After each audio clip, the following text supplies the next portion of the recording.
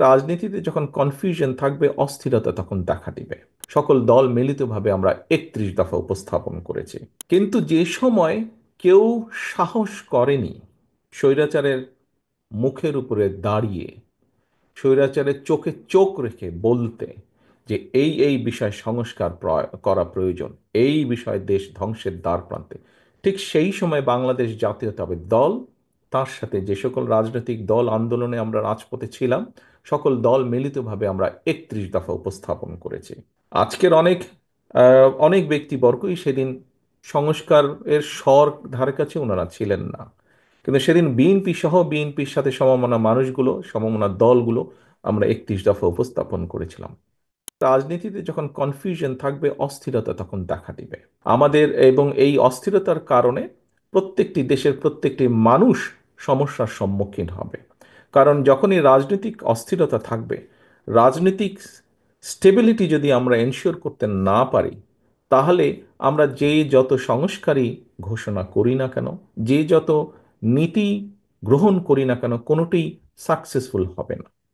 রাজনীতি অস্থির হলে এটি এফেক্ট করবে অর্থনীতিতে, এবং অর্থনীতি এফেক্ট করবে সব কিছুকে। অর্থনীতি এফেক্ট করবে সব কিছুকে। সেই জন্যই অর্থনীতি এফেক্ট করবে, এমনকি আপনারা যারা আইন পেশার সাথে সম্পৃক্ত আছেন, আপনার পেশাকে এফেক্ট করবে খুব স্বাভাবিকভাবে। একজন ক্ষুদ্র মুদি দোকানদার বলি, একজন রিক্সা চালক বলি, একজন সিএনজি চালক বলি, একজন মাঝারি ব্যবসায়ী বলি, আহ, যে কারো কথাই বলি না কেন, প্রত্যেকটি ক্ষেত্রে কিন্তু এফেক্ট করবে এবং প্রতিটি মানুষ ক্ষতিগ্রস্ত হবে।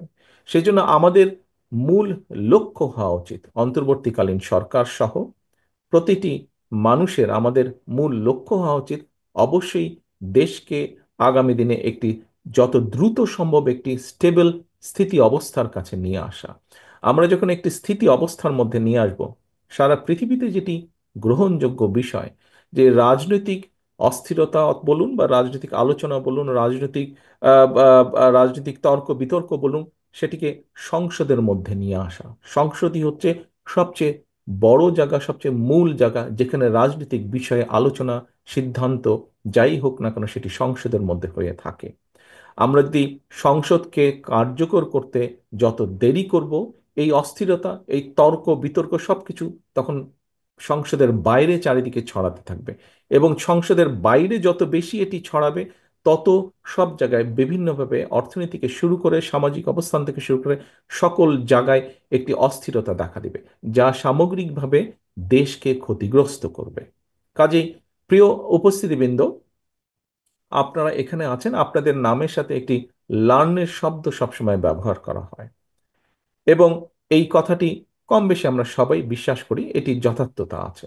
সেজন্যই আজকে এখানে যেই উপস্থিতিবৃন্দ আপনারা উপস্থিত আছেন, আপনারা, আহ, আমি মনে করি সমাজের একটা দর্পণ হিসাবে আপনাদেরকে আমরা বিবেচনা করতে চাই, এবং সেজন্যই আপনাদের এখানে বিশাল একটি ভূমিকা আছে। এখানে আপনারা এই পেশার সাথে যারা জড়িত আছেন, আপনাদের একটি বিশাল ভূমিকা আছে। কি সেই বিশাল ভূমিকা? সেই বিশাল ভূমিকাটা হচ্ছে যে, এই যে আমি যেভাবে আপনাদের সামনে উপস্থাপন করার চেষ্টা করেছি যে দেশে একটি স্থিতি অবস্থা প্রয়োজন আমাদের। স্বৈরাচার দেশকে যে অবস্থায় রেখে গিয়েছে, পলাতক স্বৈরাচার, দেশে অবশ্যই দ্রুত একটি স্থিতি অবস্থার প্রয়োজন।